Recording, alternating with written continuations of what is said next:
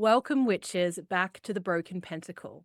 Last time we wandered into the shadows and talked about the call of the witch, the moon, the night, and the wild spirits that draw us in. Today we're going to expand on that topic, but first we're going to do our segments. First we have the Witches Apothecary.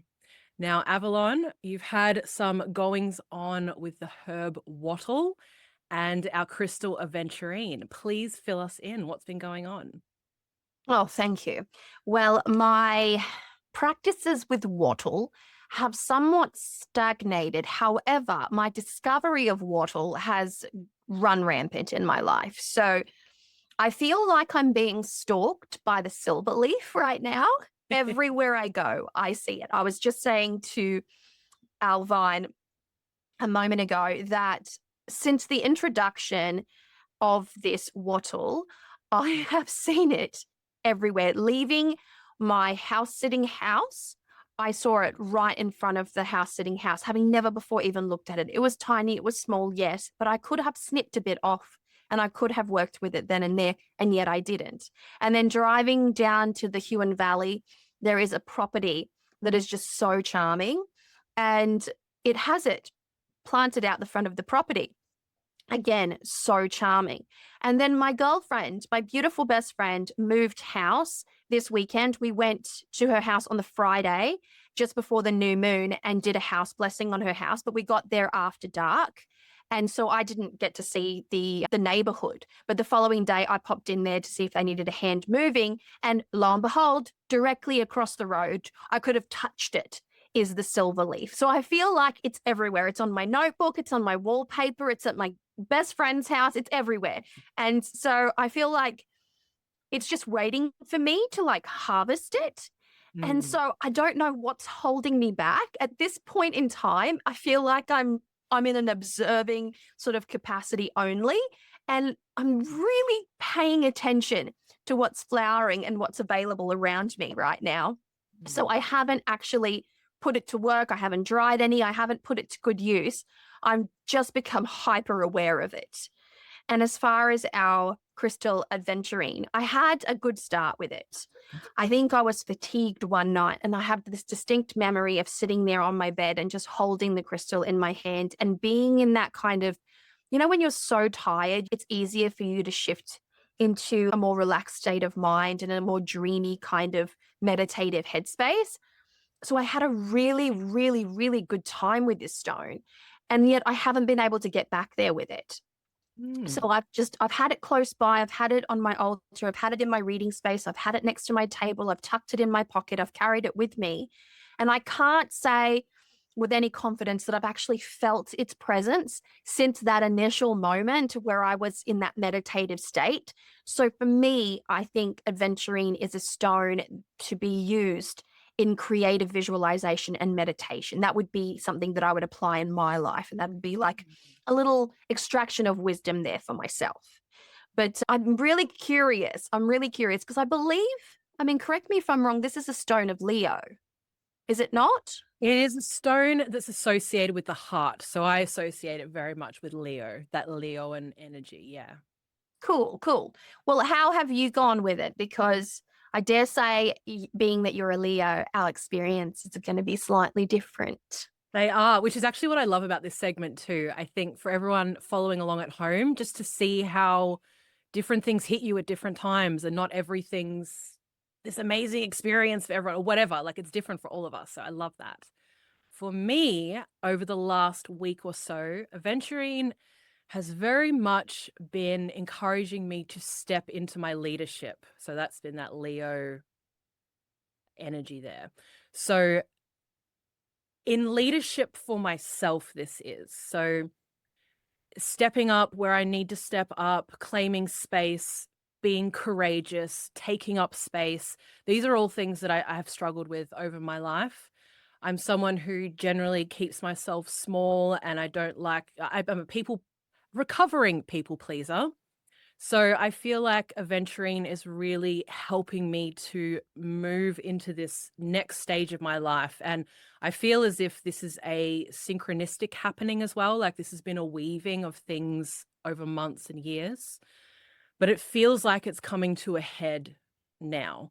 And I am creating more powerfully. Something I've done in my life is really stay stuck in the ideas phase.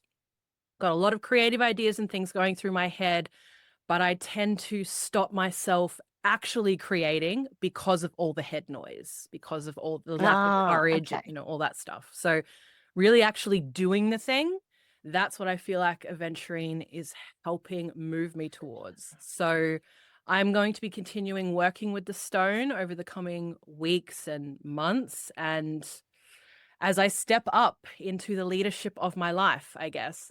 That's where I'm at with it. Oh, that's excellent. So execution, that's what you found Yeah. to be its primary strength for you.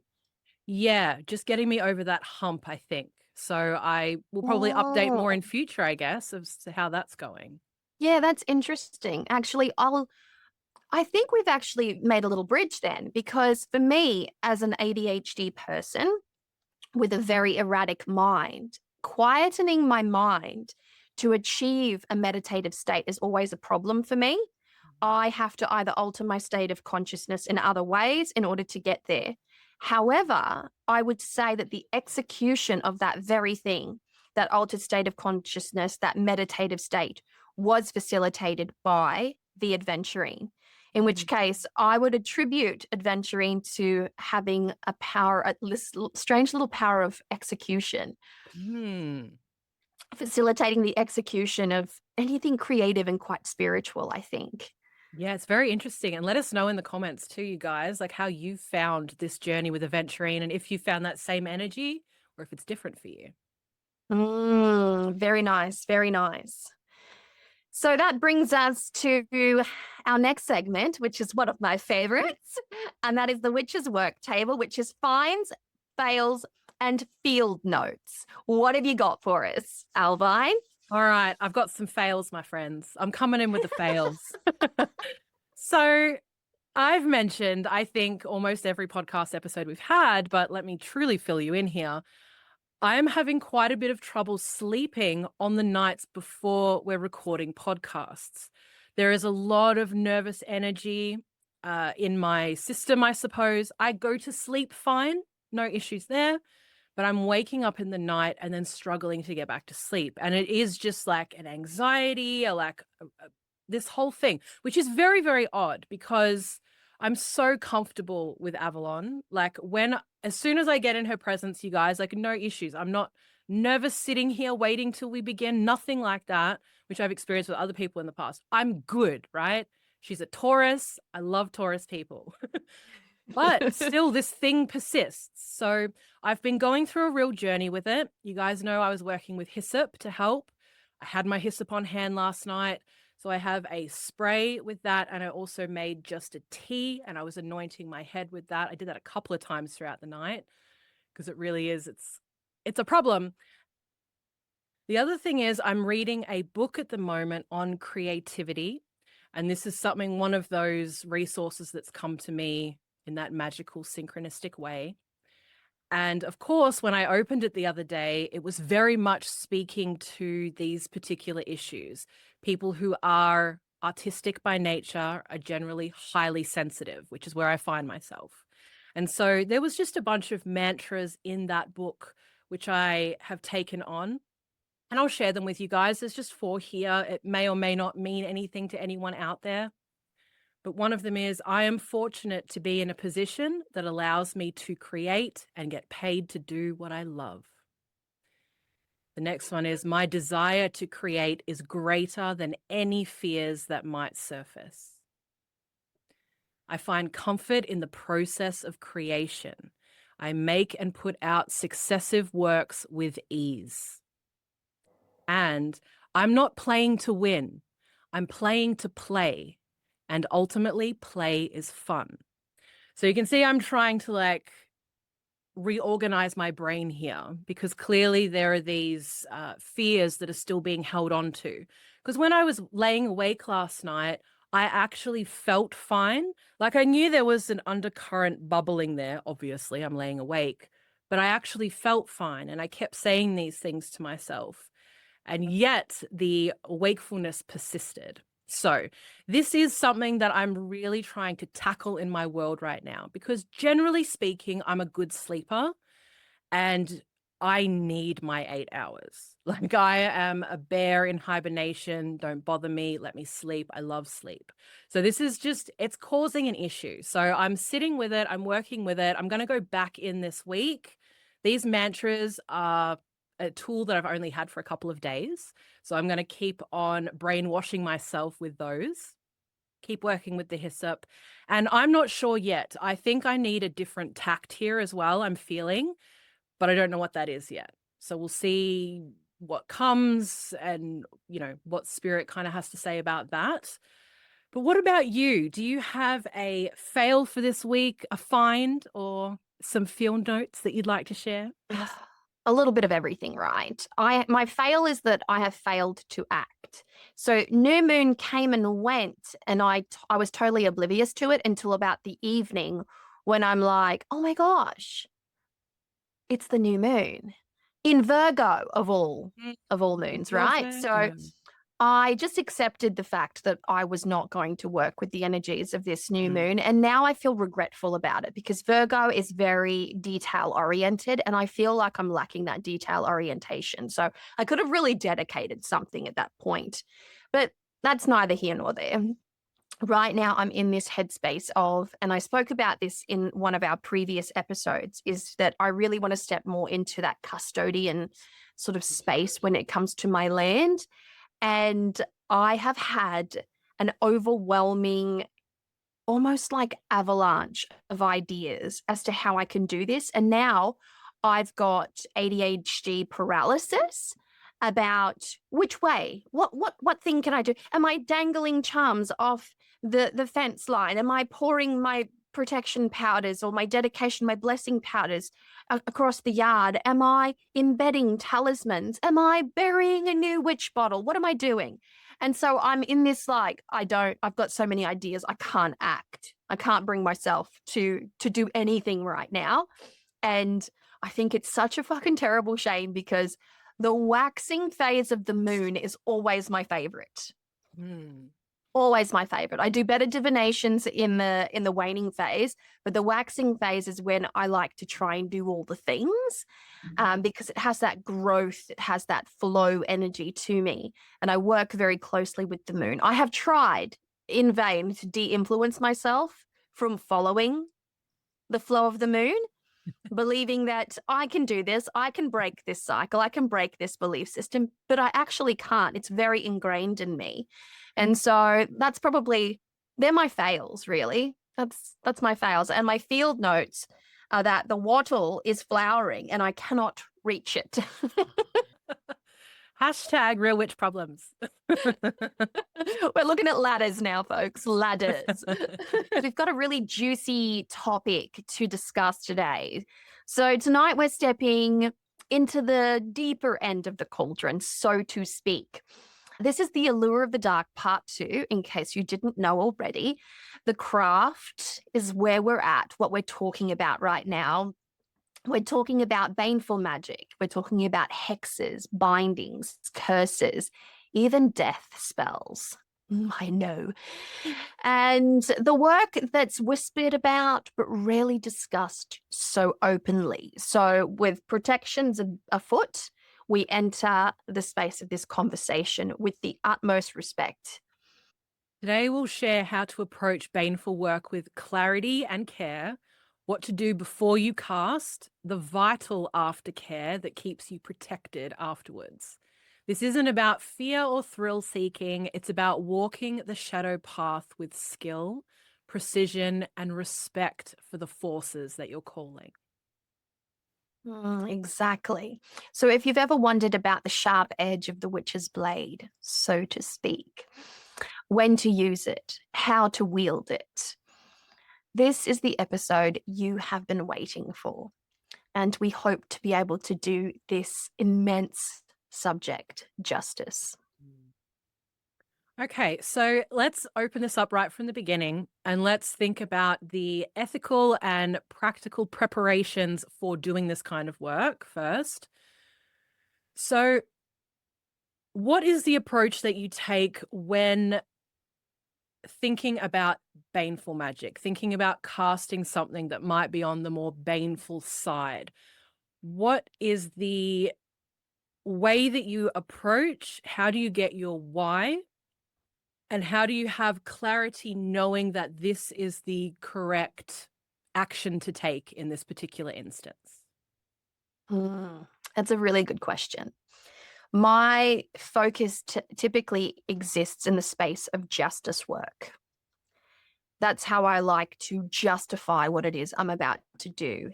Now, keeping in mind, I work in the mundane as much as I work in the magical. So I try my best to sort out my issue face to face in the physical using practical means and being as diplomatic as I possibly can be. And then when that fails and the aspect of fairness feels like it's been tampered with, there's this sense of injustice. So that's not right. It shouldn't have happened that way. Like, oh. And I can feel myself getting very, very upset, very angry about it. I sit with that for a bit. I actually love working with anger. I think it's a really powerful force, but I'm not quick to anger. I'm a Taurus. I have so much patience, folks.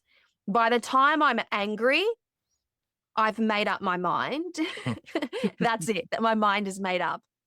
And so I take this action in this place that has been carefully thought out. I've really sat with it. I've sat with my feelings and I have sat with my justifications.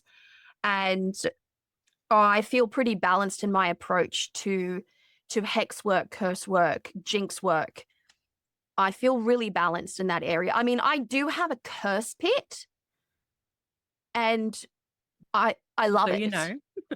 I love it. I absolutely love it. But again, that was very carefully thought out. It doesn't get used very often, but it has been used. And again, everything through the lens of justice. I would say that that's probably my primary response. And so is that how you would, let's say, separate what your ego wants from what is maybe necessary or spiritually aligned with you even? I'm not sure how you would kind of think of those two things, but how do you make sure that it's not the ego running rampant? It sounds like taking a beat might be one of Yeah, you've got to sit with it for a bit, I think, because depending on the state of your emotional intelligence, like this is different for everyone. Everybody sits different on that spectrum, really. I've done a lot of therapy. I consider myself to be quite emotionally intelligent. And so I understand when my emotions are getting the better side of me. And I like to take a beat. I like to sit there and just wait for that peak to like wear down. And I'll sit there and I'll journal and I'll journal and I'll journal, like very stream of consciousness sort of stuff to sift through my thoughts, my feelings, and the thicket of emotion that sort of envelops us when we're really pissed off. And then I sit and I just wait. For me, waiting is the best part of it.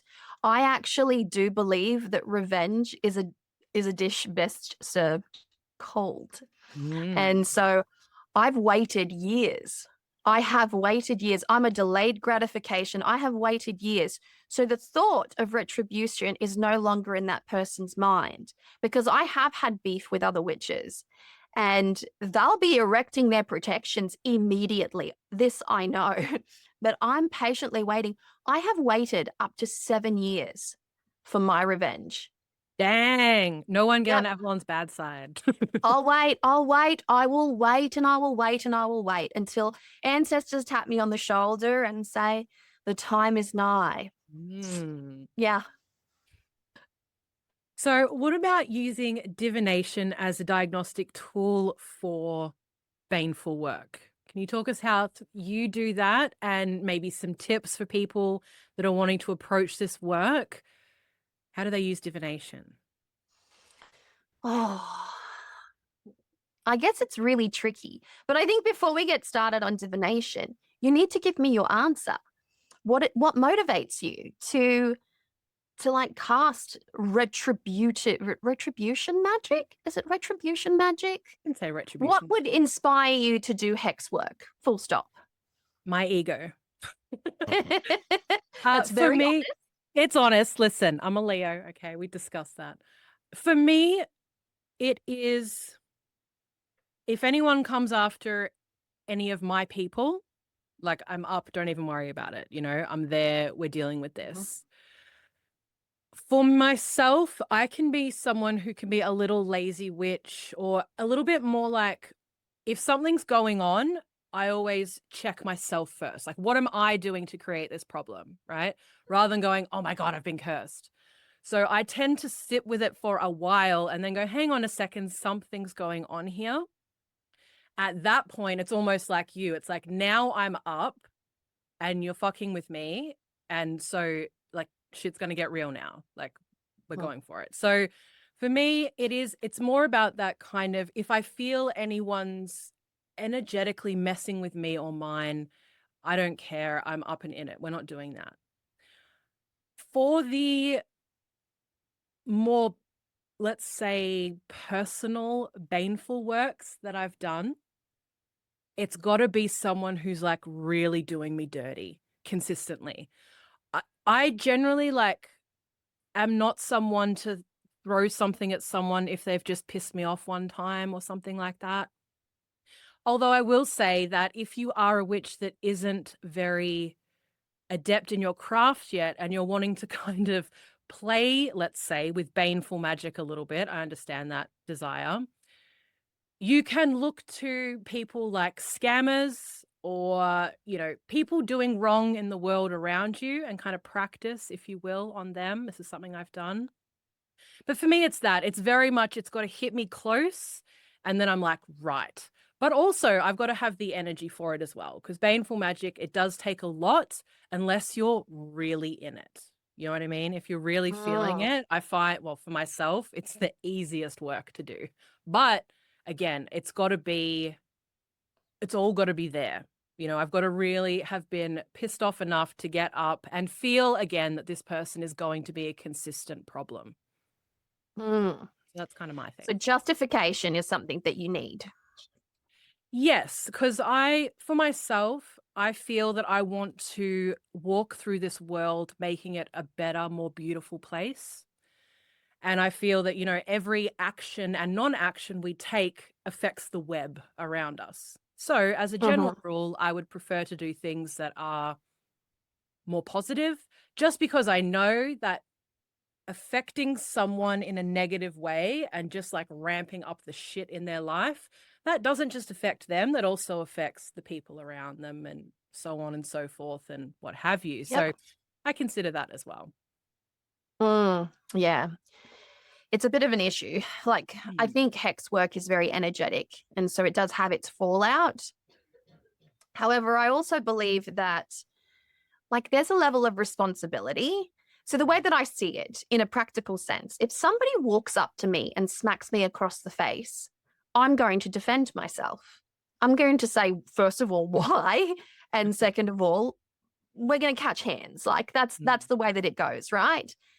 I'm not going to stand there and be disrespected. Like, my culture, respect is a very big thing. I'm Brazilian. I've said this before, but to disrespect someone is it's a very, very serious thing, even on the everyday, even without magic being involved. You disrespect someone, you have to apologize immediately or as soon as you realize what you've done. And that apology may or may not be accepted. It doesn't matter. At least you've given it. But there's this air of respect. And so my grandmother, who was my baba, my high priestess, she would say to me, if you allow disrespect in your life, you are disrespecting yourself and you're perpetuating that disrespect. Mm. And so you're going to be attracting more disrespect as a result of that. And so I've always sat with that. And it wasn't like a license to hex and curse anyone that like crossed me in any kind of way. It was more about putting in some thought and being very conscious and aware of what it is that I'm doing when I'm approaching hex work. And so that is definitely something that still lives rent free in my brain, is this idea of respect and how I refuse to let someone disrespect me. All right, so we are going on to divinations. That's what you were asking. Is Mm. that correct? That's right. So divination as a diagnostic tool before beginning. Do you want to take this one? So for myself, generally speaking, I like to do some divination before doing this kind of work. And for me, this is just a guarantee of alignment to make sure I'm not stepping out of where I am to be at this moment. Now, this is kind of what I'm kind of getting at here is very spiritual. I find that I'm someone who's very plugged in spiritually, and that's very important to me. So that's kind of the primary purpose, I suppose, of my path, of my craft. So if I'm going to be doing something like this, especially that's baneful, because when you are working that kind of energy, you're sitting with that, you're raising that, that's all in you. That can be really, really gross, which is why we're talking about aftercare, of course. So knowing that I'm going to step into that, I want to make sure that I've got a yes from spirit in some capacity. And I feel like that covers protection as well. Like if your spirits are going, nah, they're probably not going to be in there. They're like, we've told you no, and you're going ahead and doing your thing. It just provides that greater level of protection and, again, just alignment for me. So I have had the frustrating experience of going, oh, I'm going to fuck this bitch up, and then doing divination and going, damn it. No, I'm not, apparently. That is frustrating, but in the long run that you're being caught there. Like it's ultimately the best thing for you. Yeah. So what about you? What are your thoughts on divination? I think it's utterly necessary. I think divination for all spell work, full stop, baneful or otherwise, is absolutely the way to go forward, because it's great to have that validation and that confirmation from your gods, guides, guardians, ancestors, and in my case, the Odisha. And so divination is a great filtration system for that. And on the off chance that your ego is involved, divination is going to catch that. You're going to get a strong yes or a strong no. And you'll probably, depending on the tool that you use, for instance, my preferred tool would be the tarot, because I am a professional tarot reader. I would use the tarot, and the tarot has this really asshole way of like slapping you across the face and then giving you all the whys. But it's like it's like the kind of like it's like a scolding from a parent. It's why because of this, it's why because of that. It's not just enough to say no. It's going to say no because X, Y, and Z. So it's important to use a divination system that is familiar to you. And if you are at the very beginning, I would recommend something as simple as a pendulum.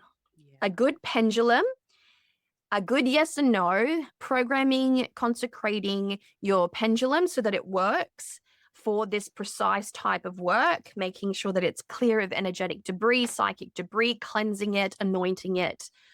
Work with your pendulum if you don't have an established divination system. But another one of my favorite divination systems is charm casting.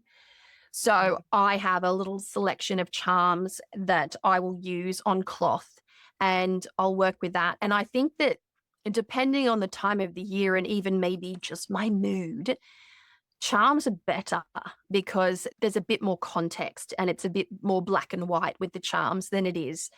Tarot is very nuanced and it can be very confusing, especially if you're not familiar with the tarot structure. And sometimes you just need a clear yes and no answer. So a pendulum is a great tool, as are charms for that kind of casting. Some people prefer runes, other people prefer some kind of mirror scrying or any number of divination. There's countless forms of divination, really. But use one or employ one that you are familiar with, that you feel comfortable using. And like I've said, if you're brand new to divination, work with a pendulum. It is the quickest, easiest tool to use to get in sync with. And I have a tip for you as far as pendulums go. I do not work with pendulums that have a stone, a primary stone that has been bored into.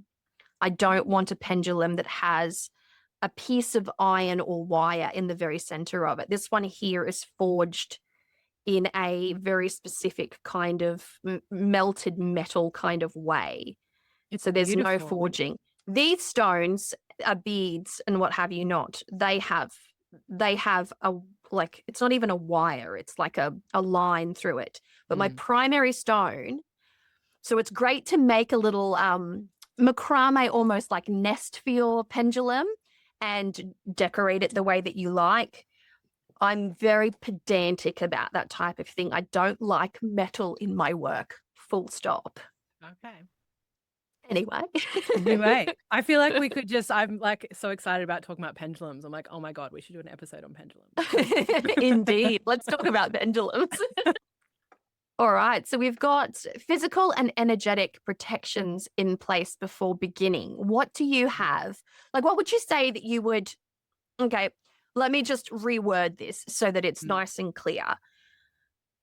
And I'll say this with a bit of information tacked on. When we approach hex work, we do so in a space that is neutral. You don't just go to your altar. You would take everything off your altar first and foremost if you did want to do it on your altar. But this is contagious work, right? And so you strip your altar clean and you wash it down. And then once you're done with your hex work, you strip it clean again and you wash it down. Spiritual hygiene is absolutely vital for this experience. This is so very important. It's paramount to the experience as a whole.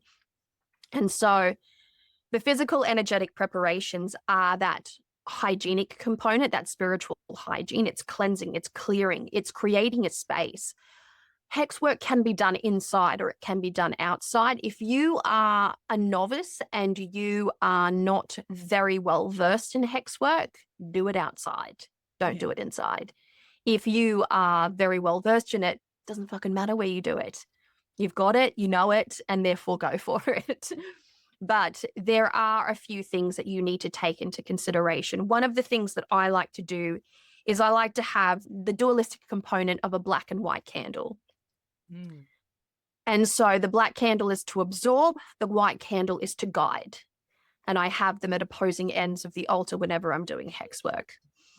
And that is very, very important. I choose my herbs for smoke cleansing and to have burning throughout the experience. So for this, I would definitely use a charcoal disc. And I would definitely use at least one of the items in that I would burn would be frankincense. And then I would use things like fiery wall of protection oil. I would use just a general all-purpose protection oil, full stop. You want to make sure that you are well guarded. And this is one instance, this is the type of work in which I would absolutely recommend using salt. Sparingly, always, but salt. Salt is a great neutralizer. So too is tourmaline. Tourmaline is a fantastic neutralizing stone. And so these types of tools will always be present on my space to prepare the space for this type of work. How about you, Alvine? What would you say is a non-negotiable to have on in your space, in your hex workspace? Well, for me, I generally don't do any baneful work at my altars. I'll do them on the floor. I'll do like I've got a sort of actually I've got another altar there now, but in the spot I used to do them. I've got these sort of out of the way areas. Outside is always awesome, although a lot of people don't have privacy. We're saying that because you have to be really, really, really good at cleansing. You need to make sure you're doing your cleansing because you don't want any of that energetic debris sticking around and affecting you. So that's really important.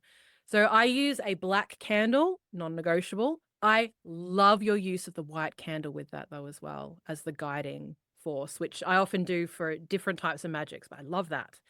Protection oil, absolutely, and fiery wall is definitely a favorite. It's a really potent blend. So I will generally dress myself with that. Depends the space, maybe. It depends what's happening, at that time. And rosemary is always a guardian that I go to in terms of smoking the space, having it there. I've got a really close connection with rosemary and it's a very powerful guardian. So I'll always have that there. But in terms of what else, it very much depends on what I feel at the time, what kind of work I'm doing, and all of that kind of stuff. But these are some of the main basic protections that I'll include. Very nice. Very nice. Actually, for some reason, I'm reminded of this book that I read, gosh, in my 20s now. and it was by Australian witch Lee DeAngelis. Mm-hmm. And she put out a book. I cannot for the life of me remember the name of this book. However, it just goes to show the extremities of the preparations that some take for, baneful magic. And depending on where you sit on that pendulum, you could look at a house cleansing and clearing as a form of removing baneful magic or baneful energy. So some witches take cleansing and clearing very, very seriously. And I do believe that you should. It's not a simple thing. Cleansing and clearing, we use the terms very haphazardly and quite freely, but there is a lot of intensity to cleansing and clearing. And there is a very specific set of skills required to do a good cleansing and a good clearing. But in this book, Lee DeAngelis was outlining, I've got to see if I can remember this correctly, but she was outlining the experience of cleansing a home, almost like an exorcism on the home, right? And in it, her recommendation was to plug every orifice on the human body. Yo. Yeah. Yeah. And so many, many, many years have gone by, 20 years. I'm 46 years old now. That snippet of information has never left me. I always remember it because it is as far as some people do take it. And depending on where you are located in the world and depending on what is readily available for you in the world, what your own spiritual teachings might dictate, the way in which you prepare to do this type of work can be very different from practitioner to practitioner. The point being, you must find your way. And in finding your way, do research on what can shield you, what can guard you, what can stand guard as you are doing this work, and how at the very end to close down space so it is locked tight, walking away from that experience, how to cleanse the body, the mind, and the spirit so that you can return to a state of neutral before you carry out the rest of your day. So these are very important things to consider. Do you have anything that you'd like to add to that, Alvine? Not so far. I think you said it beautifully. Oh, thank you. Okay, so let's have a look now at some of the techniques and tools that we use in Baneful Magic. So let's look first at some of the common ingredients, some of the ingredients you like reaching for. I'll share a couple here. So you did mention salt before, a little bit of salt. It can also be used to harm an enemy if you so wish. Boric acid is a great one. Acid, things that eat away at other things. Vinegar is wonderful. Saltpeter is another one. What's saltpeter? Vesta powder is another term. I think it's sold in witchcraft spaces as Vesta powder. But basically it's a mild gunpowder as far as I understand. So it's a little explosive. So saltpeter is awesome. In terms of herbs and roots for cursing, I mentioned in a previous episode asafoetida or devil's dung. Devil's dung. So This good. stuff is so good. So potent. It's culinary, by the way. Yes. In case you didn't know. So you can buy it in like specialty Indian spice stores. Yeah, I got it in an Indian store. So good. It smells terrible, but oh my gosh, it is incredible. So it's used to jinx or get revenge on an enemy, which is amazing. We've also got black pepper, which is for creating pain for people or for revenge. We have blueberry, which can be used to bring sadness and sorrow to people. Another one I really like is poppy seeds. They're awesome. They cause confusion and forgetfulness. Red pepper is wonderful, causes anger, breakups, and it can make people move as well. We've got skunk cabbage. Basically anything that sounds terrible is awesome to use. Tobacco as well can be used in creating a jinxing incense. And vandal root or valerian, which has a little bit of a stinky smell to it, is great for jinxing as well and stopping unwanted visitors. And then I've just got a few animal curios that I thought I would mention. Nice. So, ants. Ants are awesome. You can use ant hills. You can drop personal concerns of the person into ant hills. You can gather ants themselves or anthill dust and use that as well. We've also got cockroaches. So dead roaches are obviously used for death work, death spells, just that deeper, darker, icky energy. I've got a really nasty oil brewing, a death oil that has some cockroaches in it. It is intense. We also have flies and maggots, of course. You can use lizards, rats, scorpions, snakes, spiders. All of these things are awesome for this work. What do you have to add to that, Avalon? All right. So you've said salts. I like to use a bit of eggshell, a little kashkarila. That's just for a good boundary and a good parameter. But for me, staples of Hexcraft are as follows: garlic skin, an onion skin, and sulfur together. Ooh, So sulfur, all three ingredients together. You need to mask up to use this. And depending on what culture and what backgrounds you are a part of, your spirits might not allow you to work with sulfur. It just depends on what your ancestry is and what your spirits are. I have spirits that allow me to use sulfur. So back home, I was the only one in my house that could work with that sulfur. So I would have to mask up and I would have to do the sulfur work. So sulfur for me works a fucking treat. Not for everybody else, but for me. It is awesome. And if I would just say I've made this mistake, if you're ever burning sulfur, do it outside. 100%. Or open your doors and windows. Open everything. Yes. Once you've done sulfur, like I'll keep going with some of the more baneful magics. So chili, the hotter the chili, the better. And mandrake, because of all of the history and the mythology associated with pulling mandrake out of the ground at a specific time and date in the evening. There is legend of the mandrake cry, that little snippet of Harry Potter where they're pulling out the mandrakes. That's actually based on true mythology. Now, that aside, I like to work with like porcupine spines. Stingers. I like to work with tusks or teeth or jawbones. Like that for me is a big thing. And I don't have access to them down here, but up north it was always a fire ant nest.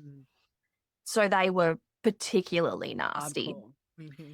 But then once let's just say that I have like prepared the space or used these tools, right? Used garlic, used onion skin and sulfur. I then have to come through with coffee and sugar to calm the environment as much as possible. So coffee and sugar is the way in which you would calm the environment. This is very ancestral. This is very familial kind of magic. This is exactly how I would cleanse and clear and prepare the house in Brazil. But aside from that, I like to collect anything ghastly, spiders for karmic work.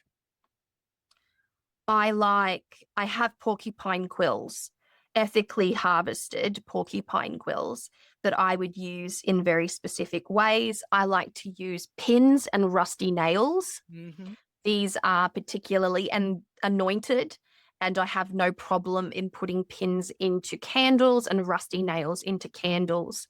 Rusty nail crosswork for hex work and bound in red thread or black thread can be very potent as a charm. And if you fasten someone's name to it, it's a bit of a kick in the teeth, put it that way. But for the most part, yeah, that's what I'd have. That's what I'd have on hand. I love that. Well, you spoke a little bit about cord magic there, which is cool. So something for me, I really love poppet work, especially for any kind of baneful magic. For myself, I just find that it helps me so connect with that person. I have done work and really surprised myself with the level of, is it venomance? Nastiness, let's say, and just flow that I've been able to get into with poppet work. It is some of my favorite, I think, curse work, or obviously baneful work in general. What about you? I mean, you mentioned the cord magic there. Is there any other kind of little magics that you'd like to share that you sort of do? Yes, for me, I would say the witch bottle is definitely a big one because I program my witch bottles so that anyone who enters the perimeter of my property with ill intent will suffer, like, will really, really, really suffer. Yeah. Okay.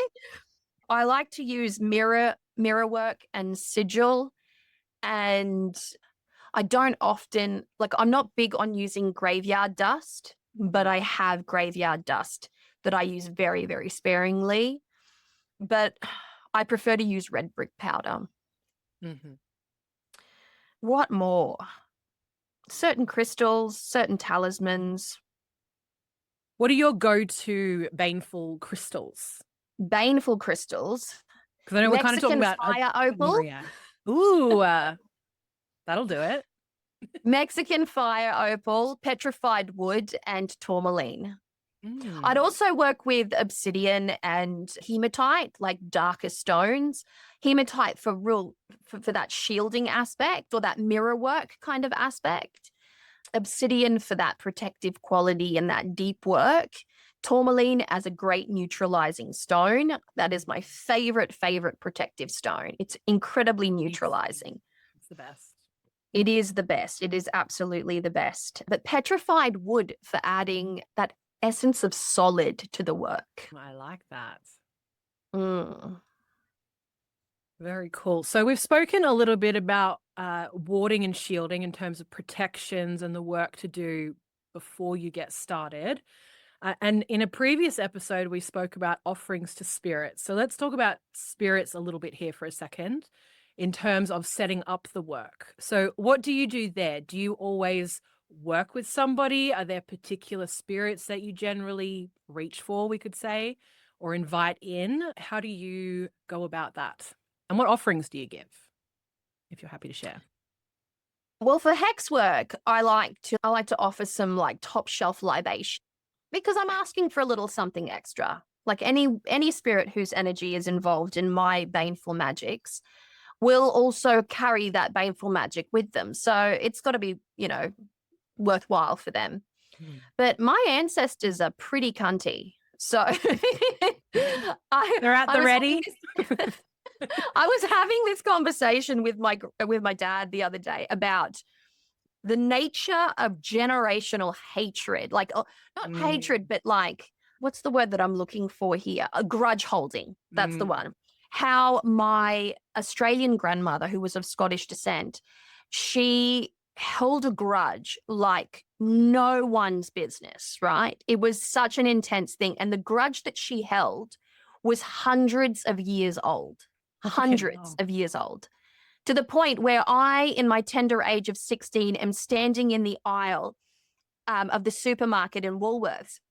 I reach for a can of Campbell's soup and I got fed like a Scottish history of like absolutely no and oh my gosh. So this woman held a grudge. So I know that she's the one to call.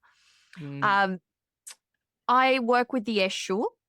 So my crossroads spirits, my night spirits for this type of magic, they are superb at it.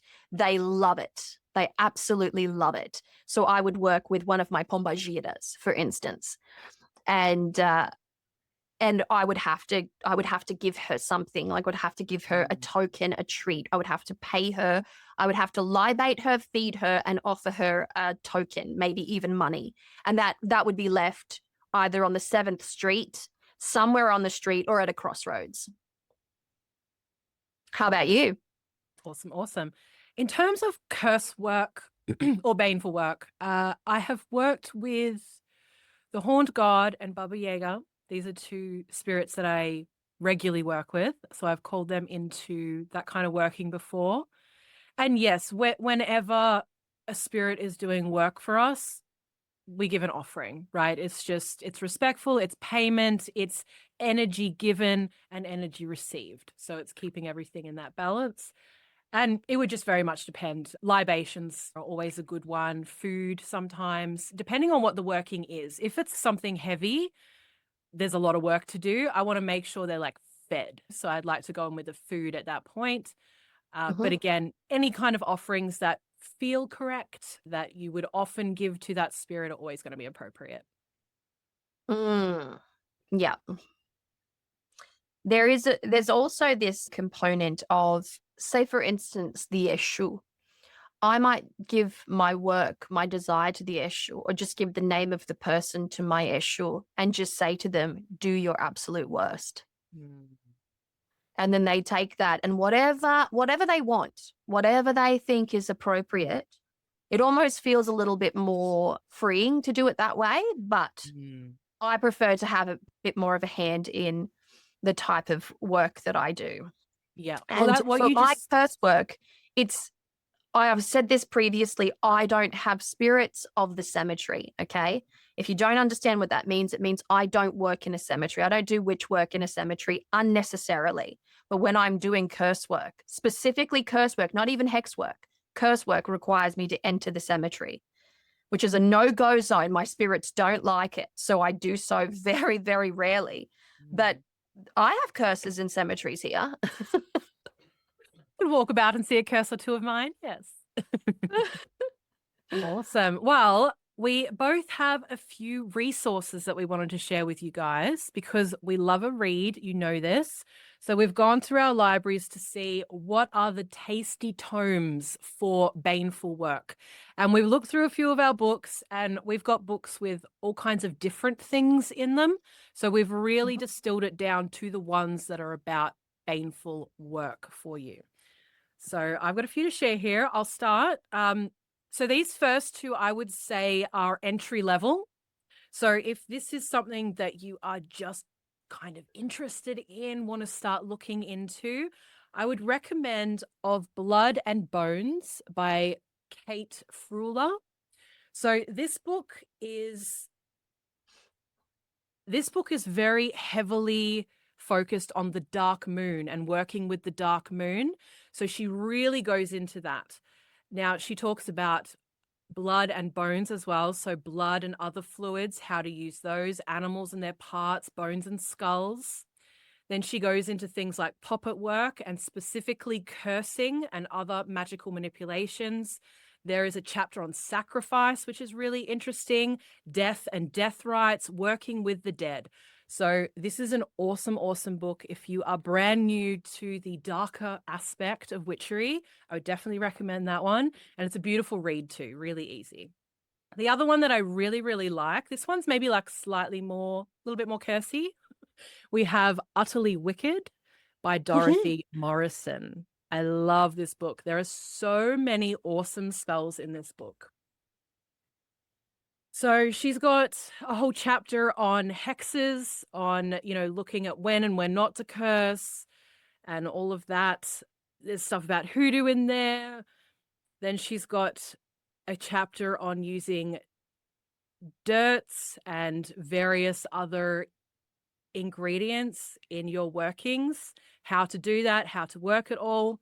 And then she goes into like puppet magic, and there's dispensing curses, how to actually lay those, there's so much on curse work in here. She's got so many different workings in here. So if you're one that really likes a spell book, this is awesome. But she's got just such a grounded, friendly way of writing as well, even though the subject matter is a little heavier. And Nice. these two, for me, these are the seminal works on Baneful magic. And they're actually both by the same author. So Miss Aida, Aida. We have Hoodoo Justice Magic. So this one's really wonderful because it really goes into that exploration of what magic is justified and working in a way where you are, if you will, kind of protected by your justification. So that's interesting. But then she goes into the bare essentials of what you're going to need. She talks about candle work specifically. She talks about spells to send away enemies. She talks about spells to bind enemies. Then we've got justified cursing and hexing. We've got relationship breakups. And then she's got a last final chapter on what to do at the end, which we're still going to talk about, the aftercare of it all. And then this book, this is the number one. Oh my God. So this is a little tiny Lucky Mojo book. They're all this size, 96 pages. Cursing and Crossing by Miss Aida. This is filled, if you're only going to get one book, I would recommend this one. If you're someone that has a grounding in your craft already. Again, if you're brand new, I would go to that other one I recommended earlier. But this is chock full of amazing spells and information. There's ingredients. It's awesome. What I love about these books is that all of the fluff is completely cut out. So it's just solid, good information. Agreed. Those are my Very recs. trimmed the fat. They trim the fat on this one. It's very just matter of fact. Very light in that way, but not actually light. Light but dark. Indeed. What about you? What resources do you have for us? I've got a couple. We've got some double ups. So I too have Cursing and Uncrossing by Miss Aida because it's the bomb. It is the bomb. And I have a couple more here, which is Hoodoo Cleansing and Protection Magic, which I think is absolutely necessary for Baneful work, and Hoodoo Justice Magic, just as Alvine showed.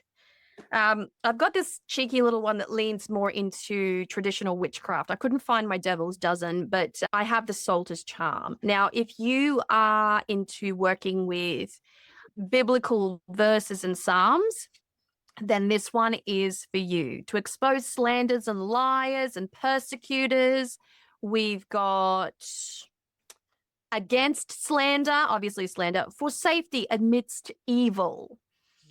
We have To defend against enemies and return curses. So this is tiny. Look at this. Look at the size of my tiny hand. Look at how tiny this book is. And it's so skinny, but it's all you need. It's all you need if you just want to verse up. Then I have another Gemma because I'm a big fan. Gemma is of the traditional Cornish witchcraft variety. This one here is the Cornish Book of Ways. And so we're talking about cunning work and Pella work here. And she's excellent. And so we have here the counter curse. So I just thought that I might read a little bit. Or to return a curse or trouble making something or other, right?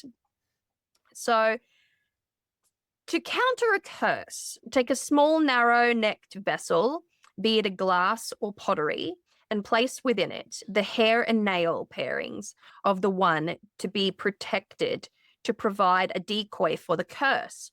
The red witch powder to destroy the evil influence, a triangle of sewing thread to trap and confuse evil spirits, 9 bent pins and 3 large blackthorn spikes. Blackthorn. Add that to the list of things. To ever prick and stab at the originator of the curse. Close the vessel with the cork and seal with wax. The vessel may be secured within a chimney buried beneath the hearth or else buried in a churchyard path. And so that's just a little taste, right? There are tons of great ones in this one here. So I highly recommend the Cornish Book of Ways, especially if you're interested in traditional witchcraft. And then I have here Hoodoo Herb and Root Magic. And we have, where are we? The Hurtful Jinxing Bottle Spell. Some folks obtain the intimate personal concerns of an enemy. I think it's important. It's part of sympathetic magic, and it's part of obtaining a tag lock. So a tag lock is a very important aspect of hex work and even blessing work. You want to make sure that your work is attached to a specific person, and a tag lock is a personal effect. Hopefully, specifically, and preferably with the DNA of that person. So hair, nails, spit, saliva, bodily fluids. All them fluids, yes. Yep, think about it. And so hair, fingernail clippings, mix them with black pepper, salt, red pepper, and sulfur, and stop the mixture up. Like stopper it. I think that's like put a lid on it. Okay, cool. Yeah. Which they hide under the enemy's doorstep. where it must be walked over. So we're talking about foot track magic here. This will cause pain and sorrow to the enemy. And so we have some old-fashioned black candle revenge spells to prevent poisoning through the feet and so on and so forth. So some of these are fantastic resources. But before we continue, I think it would actually be beneficial if this is a subject that's brand new to you, to differentiate between things like jinxes, hexes, curses, and baneful magic in general. So I just wanted to go ahead and say that a jinx is somewhat of an annoyance. It's causing an annoyance. It's fucking with someone's vibe. That's probably the most modern way of putting it.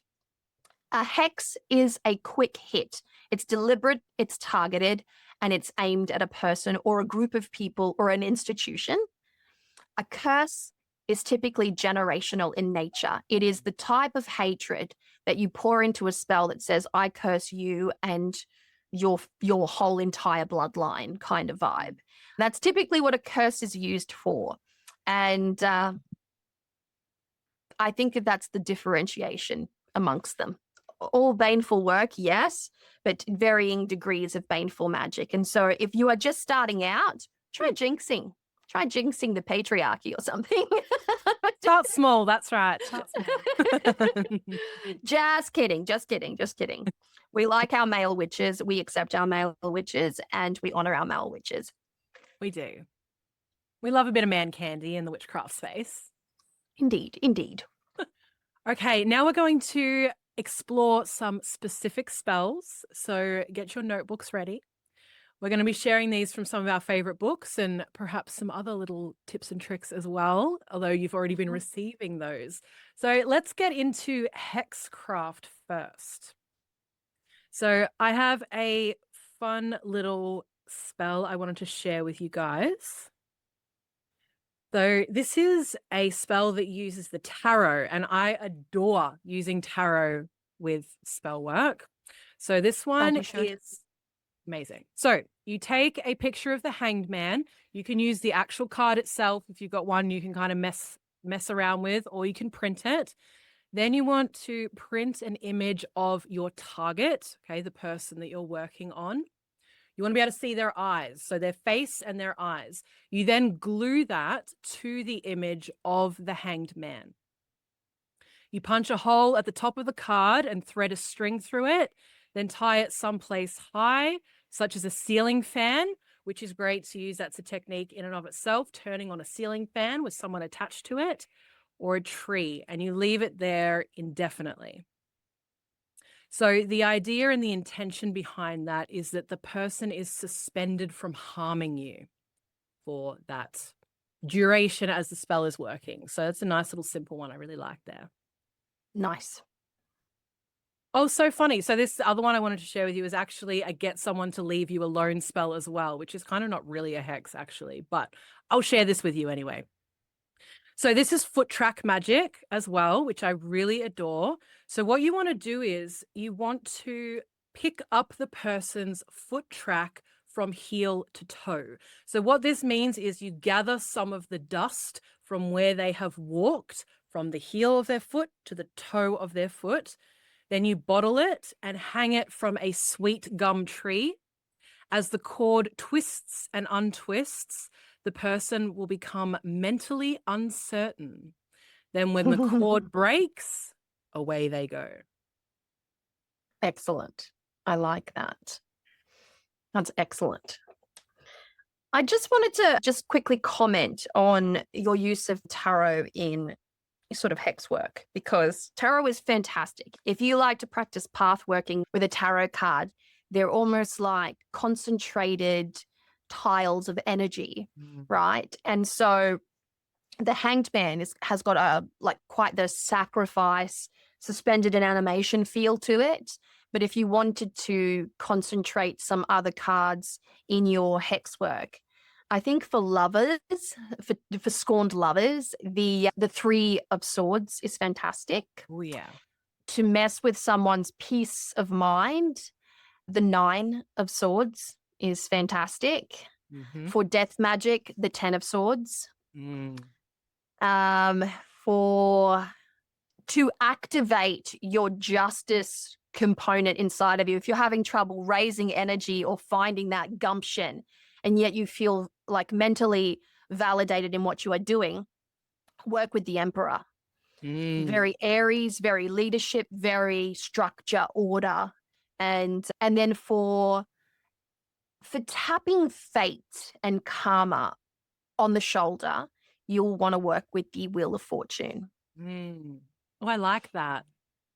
And if you want to be passive about it, you can create a sense of boredom with the Four of Cups. And maybe a bit of blueberry.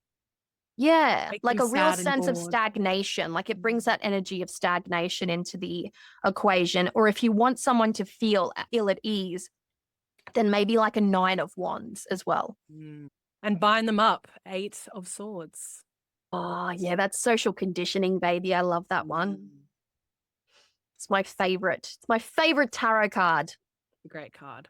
I actually just realized too, so the spells, sorry, you guys, my notes, the spells that I just shared with you guys are actually bindings, obviously. My next little notes are the hexes. Excellent, excellent. Oh, if you've done bindings, I might just add the age-old, you can do bottle magic and you can do freezer spells. Freezer spells are, I mean, could you recommend them enough? They're so easy for anyone to use and they just work. Even people that just like aren't good at aren't witches. I've heard this so much. They'll like hear a thing and do a freezer spell and be like, oh my God, it worked. Freezer Yep. spells. Yes. And for a simple binding, you can take a likeness of the person, so a photo, and bind it with red thread. You can actually roll up the photo and bind it in red thread, then put it in a little wooden box, preferably with some salt and maybe like a tourmaline and just some agrimony and some hyssop, maybe, all loose, all as is, and close it and then bind the box shut and put it in a dark, dark place and forget about it. Oh, that's a good one. I like that. I've done a variation of that with the mirror box. So that's another just element you can add as well, is that self-reflection. Like, look at yourself. Oh, yeah. It's so good. And on a little added extra, if you go to Spotlight, for all us Aussie witches, you go to Spotlight, you can find those bare wooden sort of like chests, little boxes. You can paint those black and use them for hex cages and things like that. Yeah, Spotlight's great for that kind of stuff for us. All right, I've got a kind of a nasty spell to share with you guys now. We're kicking it up a notch. Okay, so I'll just say the start of this spell recommends that you don't kill an animal for this spell. That is let's see, in our Western world, we're not okay with this kind of thing. We like to keep death behind closed doors and pretend it's not happening, right? So this spell can be used if you find an animal that is already deceased, okay? Or however you practice is fine. So does it have to be freshly deceased, or? You want it to be freshly deceased for this. You want it to be there a bit because we're actually going to be using the body. So an animal you've found that is slightly decomposing, you want to insert something into the body that represents your target. So this can be a doll or a puppet, a picture of them, a name paper, so that will have their full name, date of birth, or some personal concerns of theirs, or a combination. So you want to put that into an open container. So obviously it depends on the size of the animal. So you can put it into the animal if it's a large one, if it's a small one, put it into a container and then place in the animal. So if it's a rat or a snake or another small animal or whatever, then you want to state out loud that as this animal's body decays, so will the happiness of the person's name. Then you keep that container outside and a distance away from anyone who can mess with it, kids, pets, that kind of thing. You can chuck it up on the roof, whatever. And once the animal has completely decomposed, you empty the contents of the container into a sewer and you're done. Nice. Mm, Vicious. vicious. Oh. I've got a good one for gossip, but it requires a tongue. I love a good tongue anti-gossip spell. Beef Mm. tongue? Ox tongue, Ox tongue. but yeah, beef tongue would work fine. Mm-hmm. But you'll need a tongue and you'll need your collection of herbs. You'll need the behavior, the gossip written out on paper. You are going to need to cut the tongue, slip the piece of paper, stuff the herbs in there, and then you're going to have to sew it shut. But as you're sewing, you're knotting, you're sewing, you're knotting, you're sewing, you're knotting. That thread should have been steeped in something that will work with you, something neutralizing. So you sew, you sew, you sew, you sew. And then my preferred way is place it atop an anthill. Beautiful. or you toss it out into a wild place Mm. and it will be consumed ferociously consumed, voraciously, ferociously and voraciously. Both. I really like that technique. I was actually just reading up yesterday on the same spell, but the technique was to put the tongue then in the freezer. So obviously it depends how you want to deploy and what energy you kind of want there. But I like the anthill or the leaving it somewhere.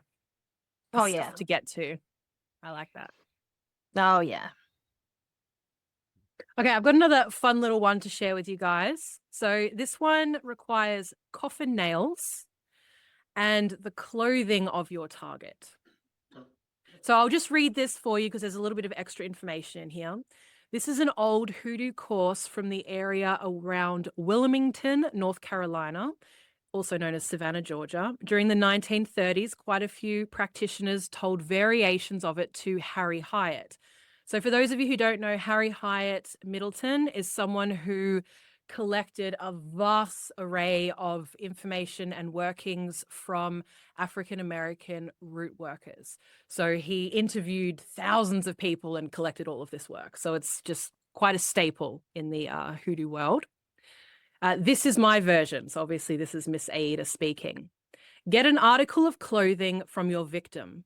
The closer it was worn to the skin, the better. An undershirt is better than a jacket. The seat of the underpants is better yet. Take the clothing, a hammer, and 9 coffin nails to a far away and sturdy tree that is not visible to people. It should be not deep in a forest because we want the sun to strike the trunk. But it should be outside of town because we don't want anyone to take our curse down. On the sunny side of that tree, from the east, through the south and onto the west, it might be a little bit different in the north, but anyway. So we would do it in north, sorry. So it would be east, north, west in the southern hemisphere. Because that's how the sun travels. That's where the article of clothing will be nailed. Spread out the clothing to ensure that it's entirely exposed to the sun. Then hammer 9 coffin nails through and into the tree. With each strike of the hammer, scream the target's name and curse out loud. When you've finished, walk away, don't look back, and do not return to that tree. And it says, your victim will become weaker and weaker with each changing moon phase. He'll be nailed down and run crazy. There also ought to be signs of withering away from dehydration as the clothing fades from exposure to sunlight. Next spring, when the sap goes up, he goes down. So there you go. Outstanding. I don't know about you, but I collect tag locks from people. You know what's so interesting? I've done this in the past and it's incredibly helpful. I actually, from someone too, I collected some and then I think it was their ancestors actually got me to throw it away because a while later I wanted to use it again and I was like, shit, I threw it out. Why the fuck would I ever throw that out? So that's a thing too. That's a thing too. That's the way. What about But, death spells? So we have this here. Would you like to talk about doom? Death spells. Death spells. Death spells were rampant in the Dark Ages. They are still rampant in different parts of the world. This is the primary reason why, in still our modern generation, witches are actually sentenced to death because they've been accused of death spells. And sometimes it's just because somebody got bitten by a snake and they died. It's a very unfortunate kind of thing. But as far as death spells, I am not one to practice death spells. I am not qualified to have a say on who should live and who should die. However, if you are one such person and you feel so inclined, there are ways in which to petition the natural world to claim your victim. And so you can summon snakes, you can summon tigers, depending on where you live, and lions, depending on where you live, or, creepy poisonous spiders. And you can petition the gods or the spirits of said creature, and you can ask it to do your bidding, but you are going to have to sacrifice something. For death magic, sacrificing is often a massive component of it. And it's not a small sacrifice. It's a very big sacrifice. So you need to be able to weigh those odds for yourself. And could you sacrifice a child for death magic? Fuck no. That's the answer that I'm going to give you. So I don't mess around with that kind of thing. However, depending on who you are, depending on what your circumstances are, and depending on where you live in the world, most specifically, as a retribution for truly evil deeds done against you, there is a call for it and there is a justification that can be found depending on who you are. So I'm just going to say that. I have no judgment against this, but I do believe that this is perhaps one of the darkest, most serious forms of magic that you will ever mess with. However, there may actually be cause for it depending on who you are, where you live, and the circumstances that have befallen you. So I'm just going to say that. I don't mess with it. It's not something that I have an enormous amount of experience with. However, I do have a little story from my childhood, from my witchy upbringing. And so, there were certain sessions in which the Eshu would be summoned in the evening. It would be a session specifically dedicated to the Eshu. The Eshu do not enjoy the company of children, and so oftentimes children are asked to leave. So the configuration of our Tehera was as such. My house was here, and it's a 2-story house, and the courtyard, you could see from the terrace, you could see into the courtyard of the Tehera. And Eshu work is done outside under the moon. It's never done inside. So Eshu magic doesn't happen inside the Tehera, it happens out in the courtyard. And this particular spell required a human bone. Yes, you heard me right. So my grandmother and her offsiders, they make the trip to the cemetery, they procure such an item, and they bring it back. Children were absolutely told to leave, and smoke was established on the corners, the outer perimeter of the yard. And so you had just frankincense and some other acrid sulfuric smell coming up all the time, and it was creating this haze and this mist. But we could see, like little kids, curious, we want to see what mummy and daddy are up to kind of vibe, and we're standing there, and these are all children whose parents were working witches at the time. So we watched as they did their outdoor magic, roaring outdoor fireplace, and the type of work that was done is the type of work that you would write into legend. It was obscene. It was intense. There was blood. There was sacrifice. There was bone. Like, it was ghastly, ghastly, ghastly work. And it happened at midnight. And then the space was closed at 1. But after the space was closed, they dismantled this space and no one could sleep until the sun rose. That was the rule. And so children as well, we had to stay awake And so they partied, they opened up the little bar, they sat there, they drank, they played with cards. But I just remember this component as very important. And then my grandmother explained this to me. And she said, once you touch the darkness, you're responsible for calling in the light. And so they held a vigil until the sun rose. And as the sun rose, everybody shared a really nice breakfast. There was a lot of cleansing of the space, but the work that was done was so dark. You could feel it. It put, like, you got goose flesh all over you. There was this somber energy. There was the sound of these drums, and it was just such heavy work that, holy shit, to this day, I will never forget it. I only ever saw such a thing one time, and that was it. But it stays with me. It stays with me. And I would really, really, really love to understand more of what happened there. But at the same time, I don't want to understand it. At the same time, you're good. That's incredible. I love when you share these kinds of things, because obviously so few of us, I think you might be the only hereditary witch I'm actually aware of now that I'm thinking about it. You know, it's had these experiences actually growing up in the craft. So it's so cool. I love when you share. It's amazing. Aw, thanks. So with the death spells, not something I fuck with either.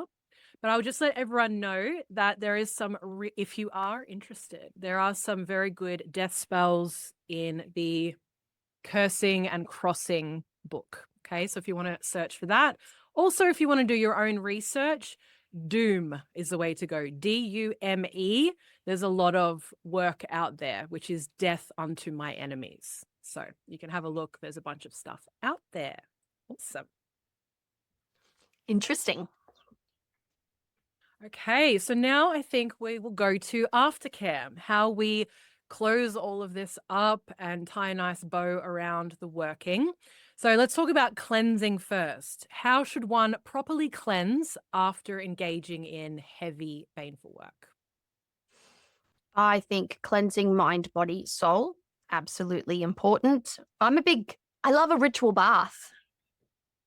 I love a ritual bath because it permeates the skin a little bit and what have you not. Smoke cleansing, resetting the space. Obviously, these are extremely important. So you would do the space clearing, and then at the for the very end of it, you would actually do a ritual bath.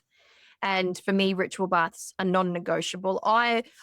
Part of my ancestral practice is Umbanda, and Umbanda, they are obsessed with spiritual baths. Everything is a spiritual bath.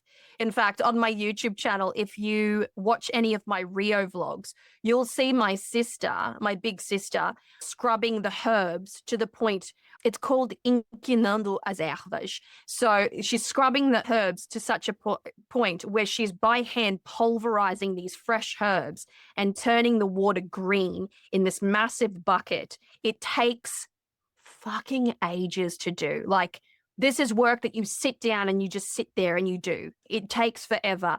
But this is what you would bathe in. This is how you would bathe. You have salt baths, you have herb baths, you have all different types of ritual baths. And so definitely to cap it off, a ritual bath, but then also after your bath, you would drink a ritual tea. So it's internalized and it's externalized. So it eliminates, like it cleanses, it clears the internals.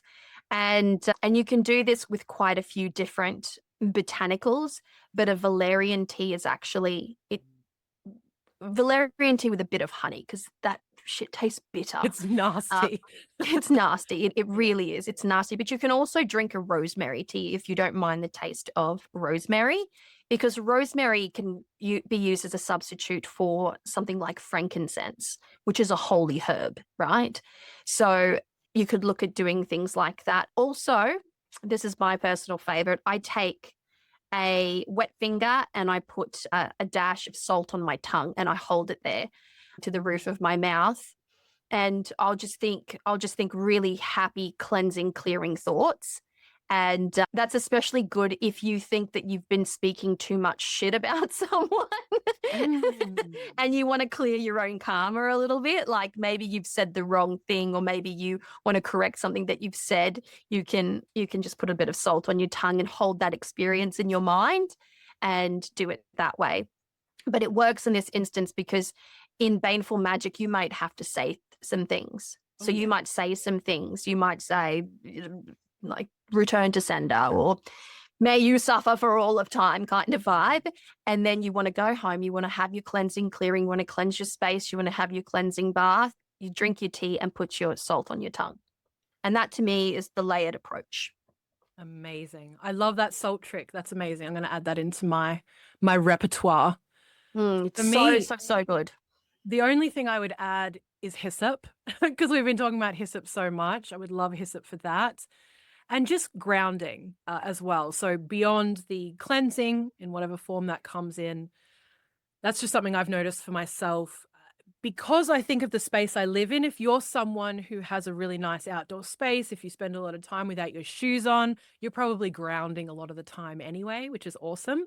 But I've got to go out specifically and touch dirt. And I've just found that that's really helpful as well for just returning myself back to myself after such things. Mm.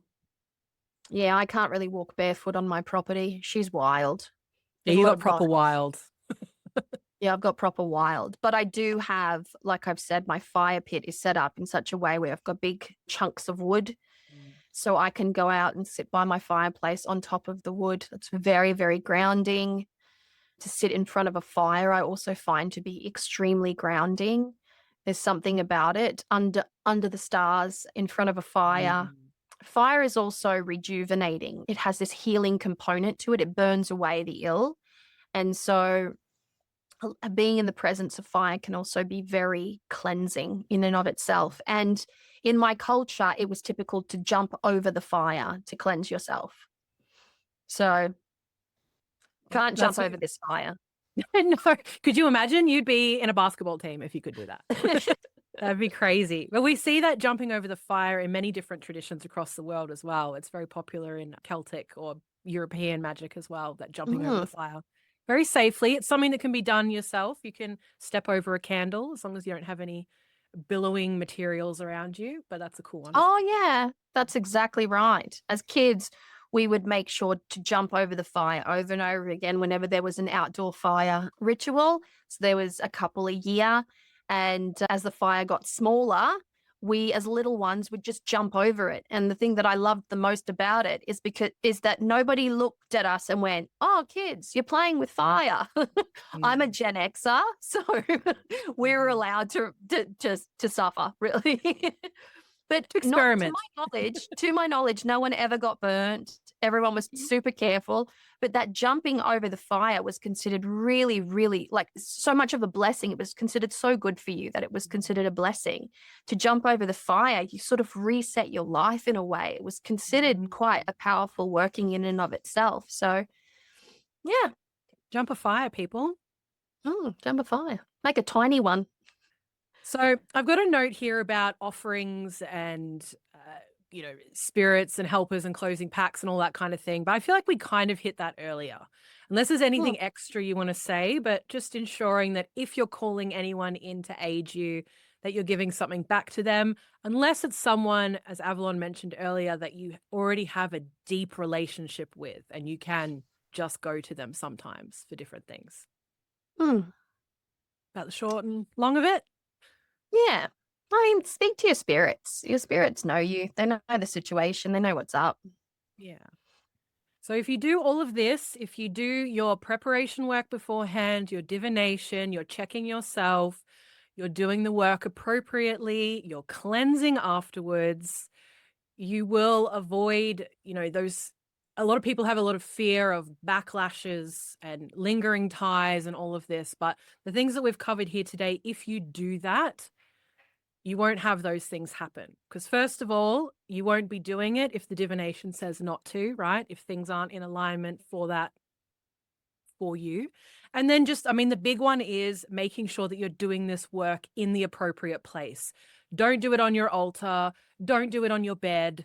you know, try and do it in an out of the way corner at the very least, if not outside. Mm. If you have a property, have a space Mm, outside if you absolutely. have access to it.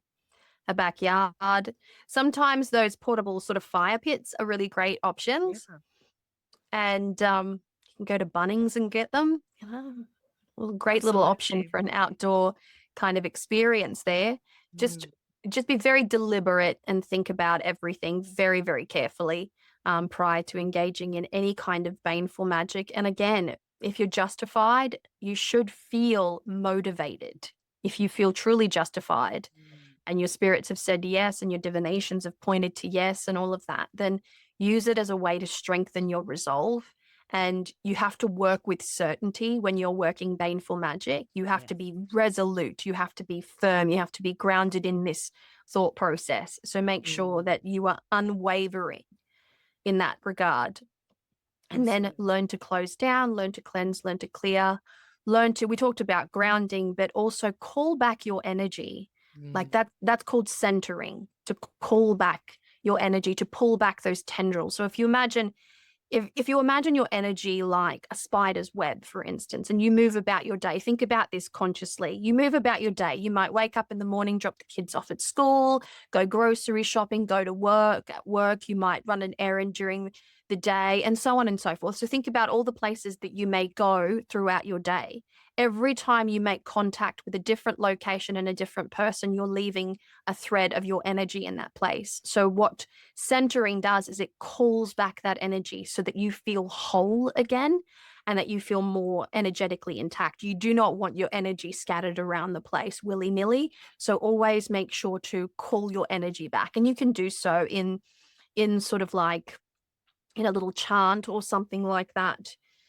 Speaking of chants, I have chants. oh, yes. Please I share have your chants. chance. All right. So I have a protection chant, I have an unveiling chant, so prior to divination, and then I have a travel chant for the ancestors. So these are relatively short. So I'll share them with you. This is the protection chant. Mhm. So by thorn and stone, by root and bone, I weave a web that is my own. No ill intent shall enter here, dispelled by breath, dissolved by fear. Let malice break and shadows turn. By my own power it is burned. This boundary holds, this spell is cast, while this charm shall last. Ooh, yeah, I like that. Okay, and you can reword it. And then unveiling charm. So prior to divination. So by mirror's depth and slivered light, I clear my sight, I claim my right, not to guess, but to truly see what energy has been sent to me. Let shadows cast by envious thought be now revealed, be newly caught. In smoke, in wax, in water glass, show me the shape of what did pass. No hidden blight can hold its guise beneath the seeking of my eyes. By will and wit, this truth I pull, that what is woven be unwoven full. I really like that. Thank you. And then the travel charm for ancestors. Ancestors known and unknown, I carry your strength within my bones. Guardian spirits, fierce and bright, walk with me through day and night. Your whispered guidance in my ear to shield my path from every fear. And so that's a nice little travel charm. It's a good one to Mm. say just as you leave the house. And Mm. it's a particularly good one if you don't know who your ancestors are. Calling in that general ancestral energy. Yes. Yeah. I think Mm. it's a good one.